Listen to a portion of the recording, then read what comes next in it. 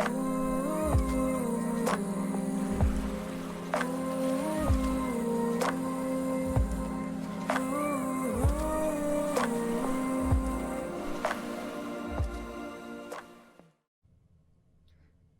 welcome to Investing Mindfully. Today I will be discussing the difficult question: what is best, cash or credit? Some may lean towards cash, especially all the Dave Ramsey supporters who believe credit is the root of all evil. On the other hand, Graham Stephan, a famous YouTuber, collects credit cards the same way that Andrew Jake collects Pokemon and Yu-Gi-Oh cards. Cash versus credit? Well, it's not an easy answer for everyone.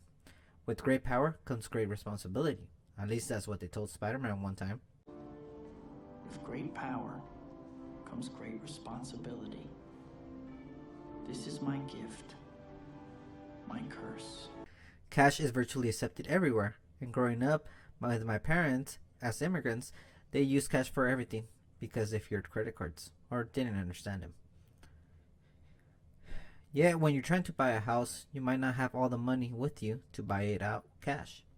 So most people turn to banks or credit unions, so they typically look at your credit score.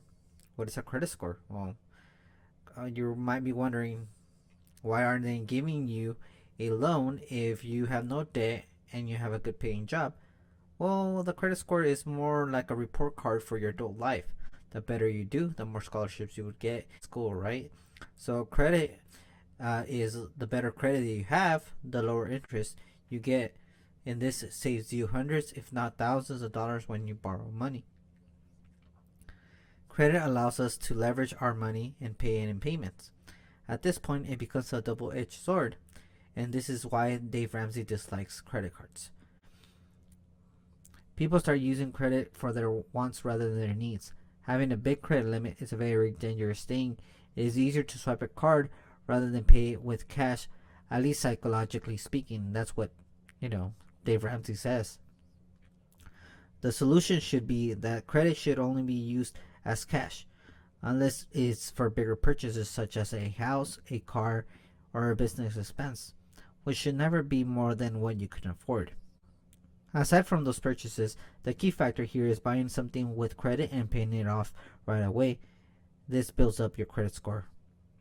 So it depends. If you're a type of person who can use delayed gratification, you might be good with credit. If you're more of an impulse buyer, cash might be easier to budget. So if the old saying says cash is king, I would say that credit is the queen in this financial kingdom. Knowing how to use both can be beneficial in today's world because cash is being used less and less as digital payments are rapidly increasing. With the world literally in our fingertips, it's easier now to browse and shop while building up debt. You might say, how about if I use my debit card? Well, then you're still missing out on building up your credit score. Let's continue to learn self-control and educate ourselves on our needs versus wants and good versus bad credit. When you feel you have the right amount of responsibility, that's when you could start using credit correctly. Or at least asking for a lower credit limit to get you in the habit of not overspending. Building your credit does not mean that you change your spending habits. Making small transactions can still build up your credit score. Another benefit of credit is, carrying cash. If you carry cash and you drop your wallet, then that money most likely is going to be gone forever unless you find a very generous person willing to return you your wallet with all your cash in there. On the other hand, when you lose your wallet with a credit card, if someone uses it, most of the time the company is going to be able to reimburse that money to you. It's good to carry some cash, but no more than $100 in my opinion, just in case of an emergency.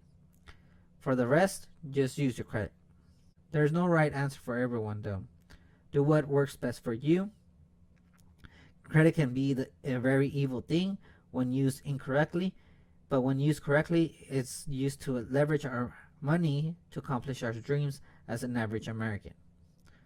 Let us have a balance and use both cash and credit correctly, but if you can't, please don't build unnecessary debt. Remember, I am not a financial advisor, and please do your own research. Like always, invest mindfully in your body, mind, and finances, please like, subscribe, and comment down below.